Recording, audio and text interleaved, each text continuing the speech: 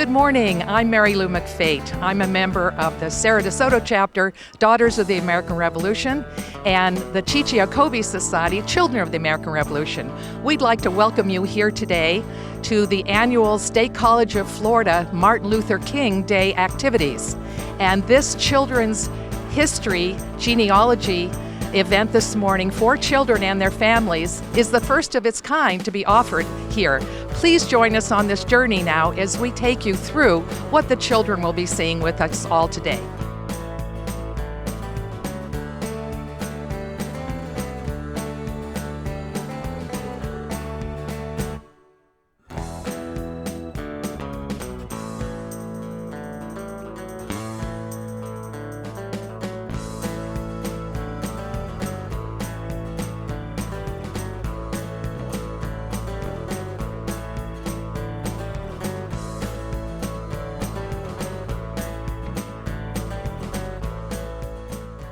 I'd like to introduce you today to Michelle Holland, who's president of Preserving Our History. Hello. Hello. Can you tell us a little something about your organization here in Sarasota? Yes, we are a historical organization specializing in genealogy. We love the research. We help families research their ancestors as far as we can go back. We also do dialogues on different topics like Women's History Month, Juneteenth, and we just want people to know who they are, where they came from, and what makes them tick. Thank you, Michelle, and you've got a wonderful resource table here today, and I know the families will enjoy this. Thank you. We're now at the resource table of the Sarah DeSoto chapter of Daughters of the American Revolution, the organization that is a service organization and the only one founded by an act of Congress in 1890. So the local chapter, Sarah DeSoto, the regent is Clarissa Thomasson, and the first vice regent of this chapter is Diane Gensch. Clarissa, maybe I could start with you. Could you tell us something about what your chapter does locally with regard to family history? Our chapter does a lot of work with the genealogy. We actually have a registrar and an assistant registrar that help people get their papers in order. We also help sponsor the CAR, the Children of the American Revolution, and work with the children there. That's great. Thank you very much. And Diane, maybe you could tell us something about what genealogy has meant to you. What has it meant to you to know more about your ancestors? Maybe you can give us an example. It's meant a great deal. My father, who passed away many years ago, was very into genealogy, and he gave me a lot of pride in our family and an immense pride in this most wonderful country. And I find it's part going back all the years, going back to my family goes back to the Mayflower, and I just couldn't be prouder to be an American. And I think that's what genealogy has meant the most to me. Great. And thank you, ladies, very much for what you do for the community, too. Thank you. Thank you, too, Mary Lou. Thank you, too. Can you please tell us something about the objectives of Sons of the American Revolution with regard particularly to children and what you hope for children's education in the United States today? One of our main missions is not only historical but also educational, so that we spend a lot of time and effort in having youth contests, youth awards, which we do through the school system, both in Manatee County and in Sarasota County. We have poster contests for the 3rd, 4th, and 5th grade children. We have essay contests for the 6th through 12th grades, and the children get not only a monetary reward, but also certificates, which we then tell them that they can always cash in at a later date when they want to join the SAR or the DAR. And Charles, if our listening audience would like more information on all these awards, how would they contact you? Well, they can call me at my home at 941-371-7079, or they can call our president, Steve Fields, at his residence. Yes. Take the website. All right, the website is Saramana, SARAMANA, SAR.org. Thank you, Charles, and I hope that people will take advantage of everything that you have to offer people of Manatee County and Sarasota. Charles, I'd like to ask you about your period attire that you're wearing today. Can you tell us something about what it is and what it means to you personally?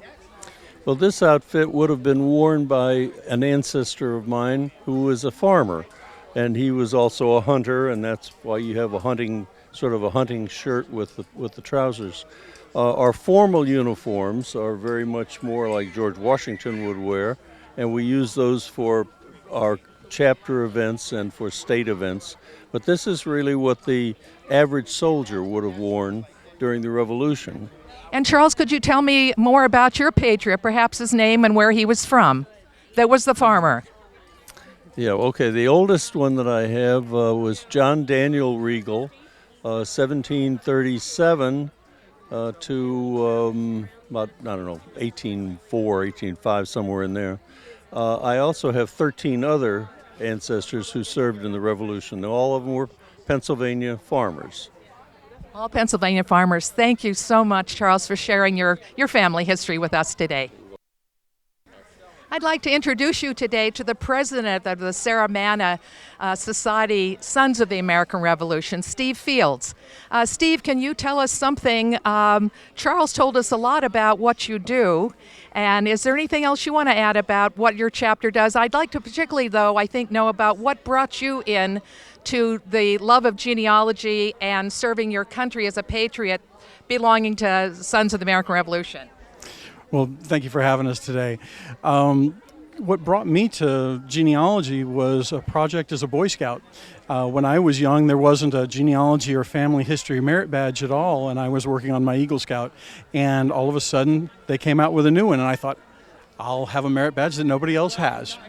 And I worked on a project over the summer visiting my grandmothers back up in Indiana, and asked them about family history, and they broke out all the old photographs and the family tree and letters from family members who had traveled all over the world and seen amazing things, and it piqued my interest. And so 40 years later, I'm now the proud owner of all their genealogy research, decades of my own, and a huge bookcase full of history that's just absolutely amazing.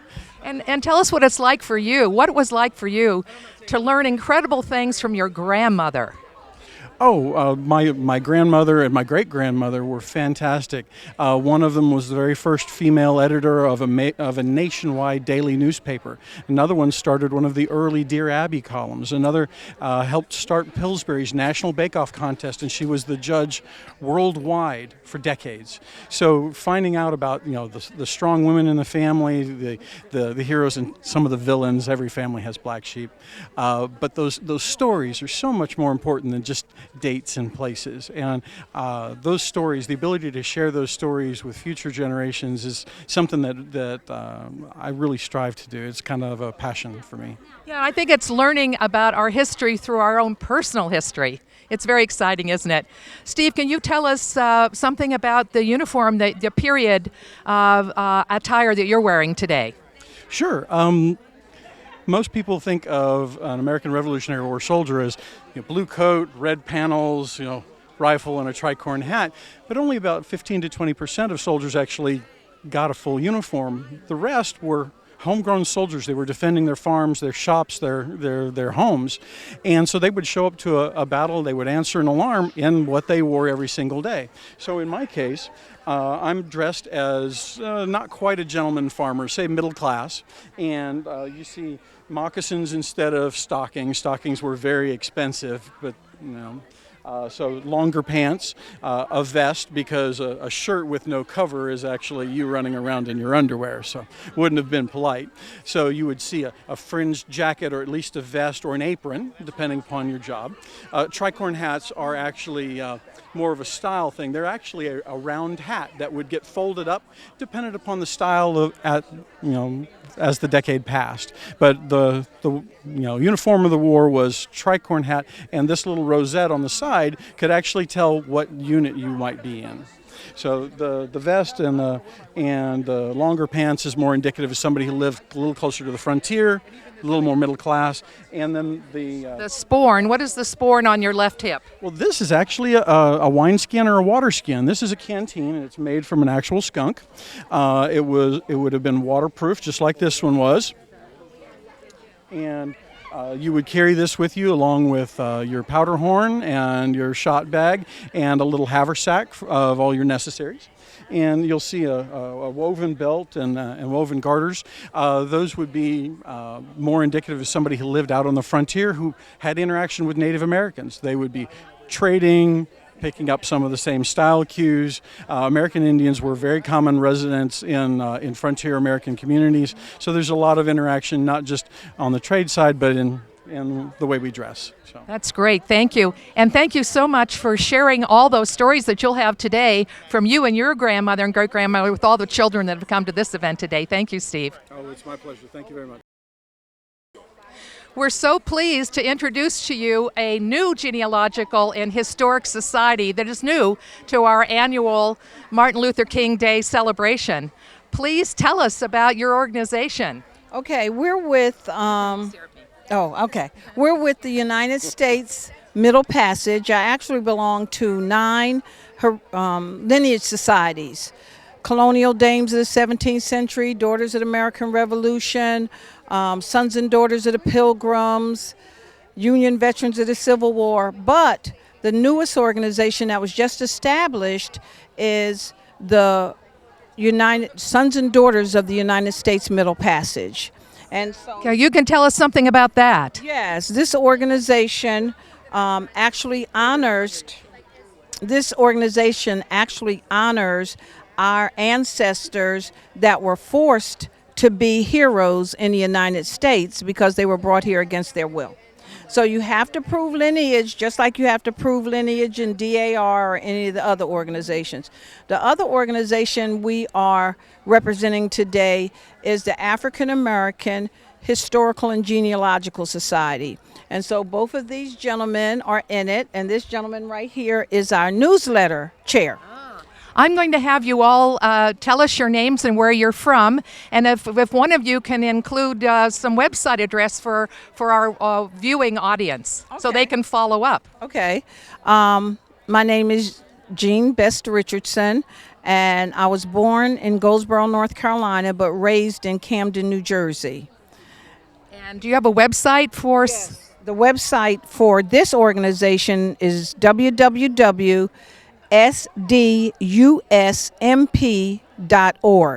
Thank you. And sir? My name's Harry Richardson, and my wife. I'm from Ocala, Florida, and now we live in Tampa, Florida. And we have a bookstore in Tampa. And I guess email address would be bbrtllc@gmail.com. All right, thank you. And could you tell us something about, have there been some stories about members that have come to you and they're so thrilled to be a part of your organization, what it has meant to them personally to know more about their family history? He wants me to. Okay, a lot of times what we do is we go to different fairs, and we also bring people to our meetings, and we help them with their research. And so when people, it's like any other genealogical society, because what people must realize that we all have varied ancestries. I did my DNA, and mine is French, Basque, British, East African, Native American, and so when people come to us, we find out that a lot of us are cousins. Oh yes, isn't that fun? I've had the same situation as well. Can you tell us a little bit briefly about the DNA process, because that is relatively new, isn't it, for people who have been very frustrated in the past by baptism records, for example, burning in the church in the 18th century. So tell us a little bit about this new wonderful DNA program. I think DNA is so important because, just like I said, I'm in a lot of lineage organizations, and 5 of the women who are in my Colonial Dames of the 17th century are my cousins. And we didn't know that before. So it helps you when you find other cousins to locate, well, my family was here, your family was here, and then we get the information together and you find out that it's not always surnames. Everybody thinks, oh, what's your surname? And when you do that, you find out even more. And so Julie is with us today talking to the children more about mid-19th century and the Civil War. She is with Daughters of Union Veterans. Julie, tell us how you got involved in this organization. Well, I started trying to track my genealogy, and I really enjoyed finding out about my ancestors, and all of a sudden I found that someone that I had heard through the family was actually a soldier that had been in the cavalry in the Civil War and was at Gettysburg. And that was so exciting to actually know that that is what happened and where he was. And I actually have his picture with his wife here that they had taken. That's wonderful. And tell us about your organization, where you are. Do you have an email address in case, or a website in case people would like to find you and learn more about your organization? Okay, yes. Our email, you can just email me if you would like. It's at gcircle25@aol.com. And I would be glad to get you in touch with anyone actually in the country, as we do have what we call tents all over the country, but we have one right here in the Sarasota-Bradenton area. So that's welcome anyone here to join that. And what kind of activities do you do? Do you have meetings, and what kind of activities do you do? Yes, we do have meetings. Our focus is really on veterans, not necessarily Civil War veterans now, but the active veterans and our veterans in the veterans home. There's one down in Punta Gorda, and I'm not sure that everyone knows about that, but we go down there every Veterans Day, and they have a big celebration for the veterans that are in that veterans home. And then we also participate in memorial services and things like that. And there's a big memorial and celebration service next Saturday in Bradenton in the cemetery for a Northern Civil War veteran, a Union soldier, Brigadier General. I think it's great that you're supporting the veterans and that your organization focuses on that. Tell us why you have chosen that as your focus. Well, you know, we started out as an auxiliary to the organization that the men that fought joined, the Grand Army of the Republic, and we were there to help those soldiers that had been injured. And as time has gone by and those soldiers were gone, then we have just gone on to help the soldiers that are currently in service and the veterans of our past wars, whichever wars those were. And thank you for doing that. And thank you, Julie, for being with us today as you talk to the children about the war between the states and the United States. Thank you very much. We're now at the resource table of the sponsor of our wonderful event here today for Martin Luther King Day, which is Children of the American Revolution. The local society here is the ChiChi Society of Children of the American Revolution. The national organization was founded in 1895. And joining us here at the resource table for CAR is the Senior Society President of ChiChi, Beth Lacombe.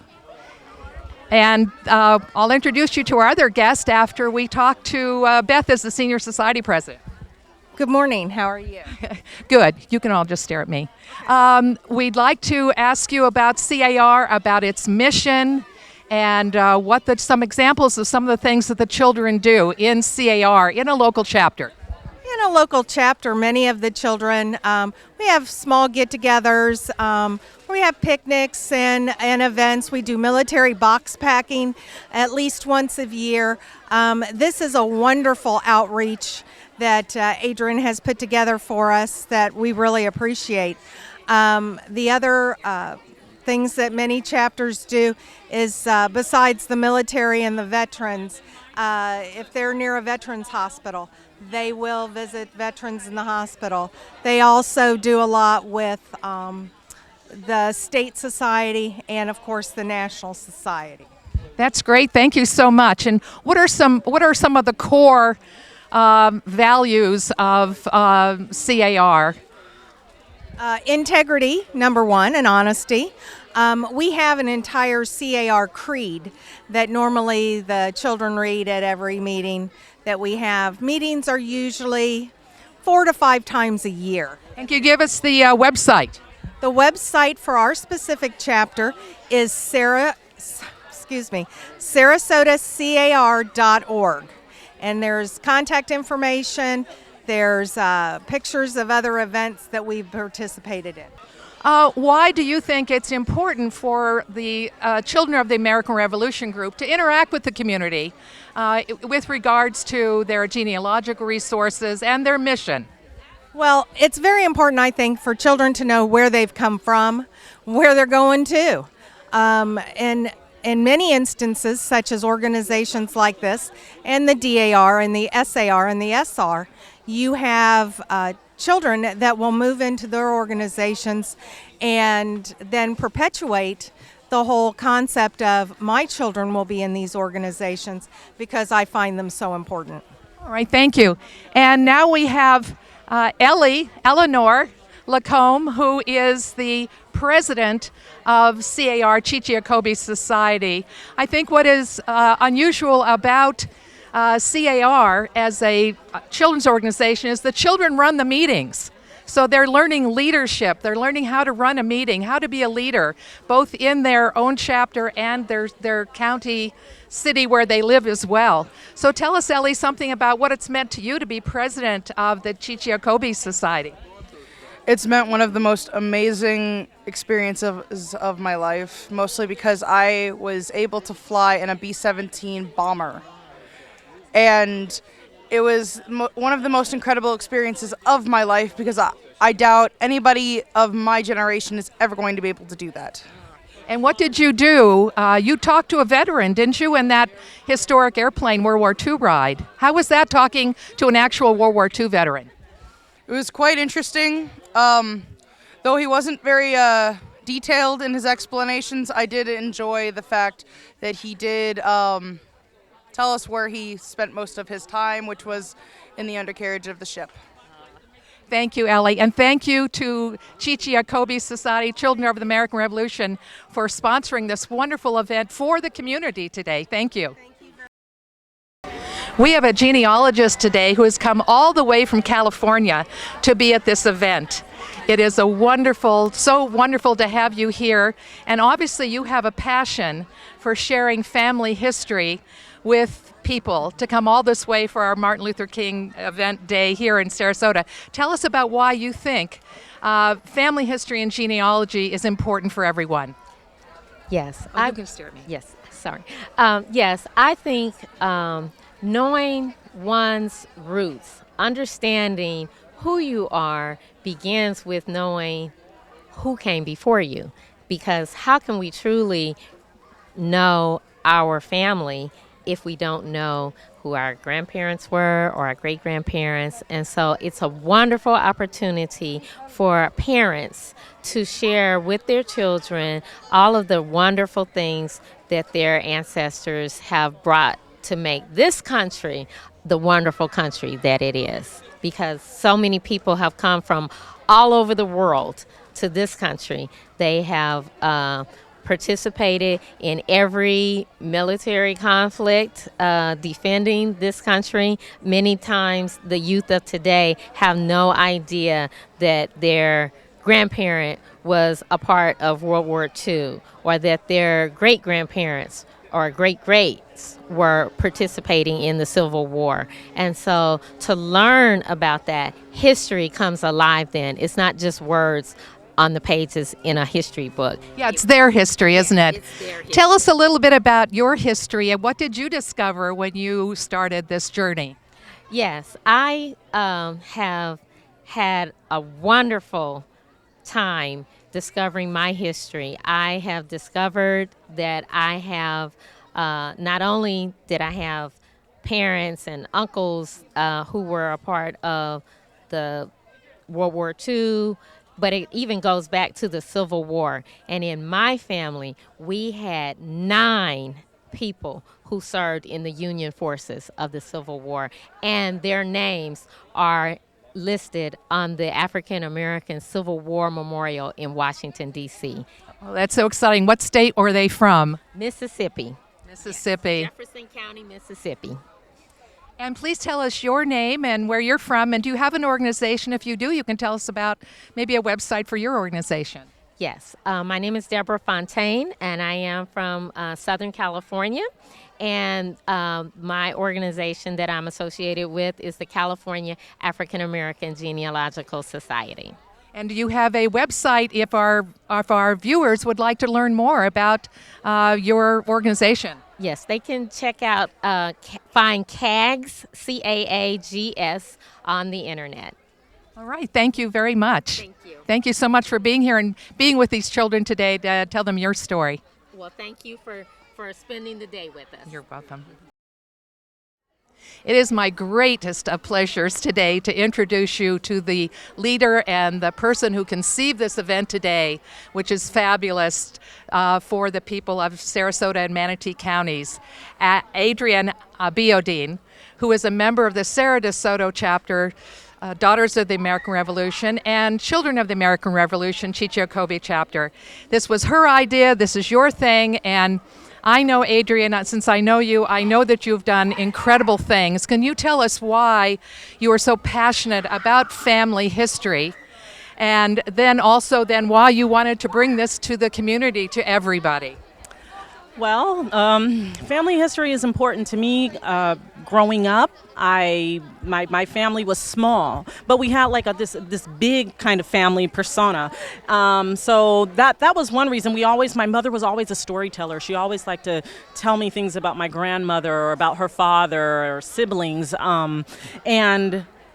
But one of the things that was still missing for me, since we were a military family, was that we traveled a lot, and I didn't get to spend as much time with my grandparents as I would have liked to. So although it was nice to have my mother tell me these stories about my grandmother, it would have been nice to have her tell me directly before she had passed away. So one of the things I want to encourage younger children to do is to talk to not only their parents, but their grandparents, their great aunts and uncles, whoever is available to them, and ask them to share stories with them. So that's one of before they're gone. And tell us, that's so important. And I know that you're giving skills here today for the children to use to interview and talk to their family.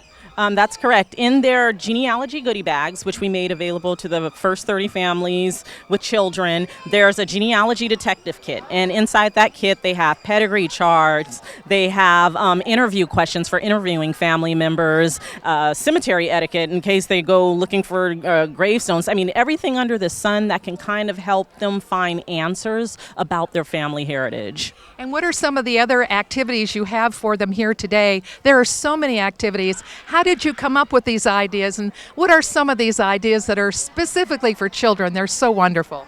A lot of these ideas I was able to find online, so they're not totally my own, but we wanted to implement them ourselves. There's a fabulous partner that we have called Growing Little Leaves, and she's based out of Indiana. Her name is Emily Kowalowski-Schrouder, and she is the one who conceived the ideas for the pedigree, Play-Doh pedigrees and popsicle stick pedigrees that we're doing with the children in the art barn. Then we have a scavenger hunt. The Children's Garden has a lot of scavenger hunts here, but we wanted to make it with a twist. So the kids are looking for objects like vinyl records, rotary telephones, cookbooks, things that may be kind of foreign to them in their generation. And not only that, but they're looking for a question in the bag. And in that bag, they're interviewing their family member as they go along to each stop. So it's an interactive oral history interview. And I thought that was important because we want it to be very sensory, find the object, but also, and hear what your family member's telling you, but to get things recorded. One of the questions with the vinyl record is, if you had a 3-song soundtrack to your life, what would it be? So the parent tells their child that. And I think that's pretty cool. They're actually recording stuff. I think a lot of time passes people by and they think that they've communicated these stories to their children, but they haven't. So this is an opportunity for families to do that today. And tell me the names of your 2 wonderful children and what some of their favorite activities are. Naomi, my daughter, she's 5. O'Neill, he will be 3 in March. Right now, O'Neill likes ABCs, 1, 2, 3s, and my daughter likes a little bit of everything. She does participate in a lot of the genealogy activities I give to her as my tester, so she's very excited to show other children how to do Play-Doh pedigrees. That's wonderful because she's a member of Children of the American Revolution, and they're all about leadership. And it sounds like Naomi is going to grow to be a wonderful leader. Can you tell us something about your Patriot in terms of your membership in Daughters of the American Revolution? Yes, my Patriot is Major James Collins out of Gloucester, Massachusetts. He was kind of a big shot. He was in the Moses Little's regiment. He was also a commander of a privateer, and it's said that he got lost at sea, so we don't really know what happened to him, but there does exist a letter from the people of Gloucester, Massachusetts to George Washington asking Major James Collins to deliver X, Y, and Z information. And then there's also a letter from him kind of bad-talking the British and their treatment of some of their prisoners of war or whatnot. So he's kind of a fascinating character. I'm still learning a lot about him.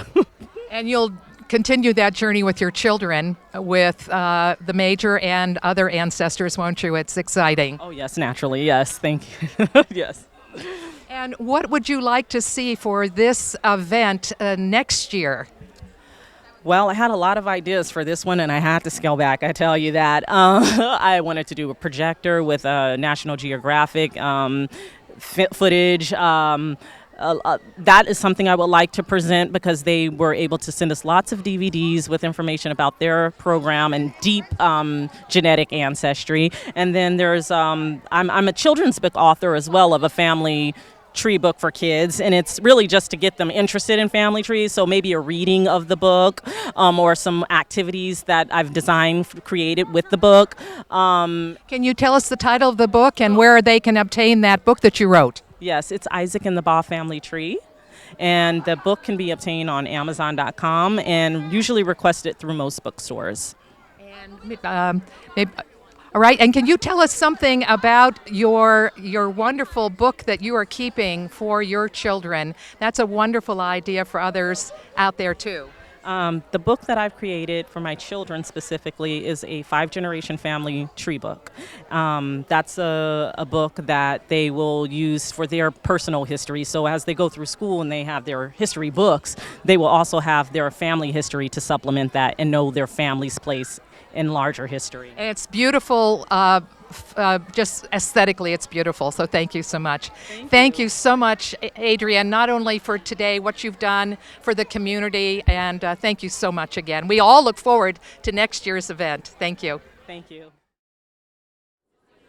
Thank you so much for being with us today on this annual Martin Luther King Day event, sponsored by the State College of Florida and brought to you by Children of the American Revolution. It was a wonderful day. I was very inspired here today, as I'm sure you were, and that you'll want to be here again next year.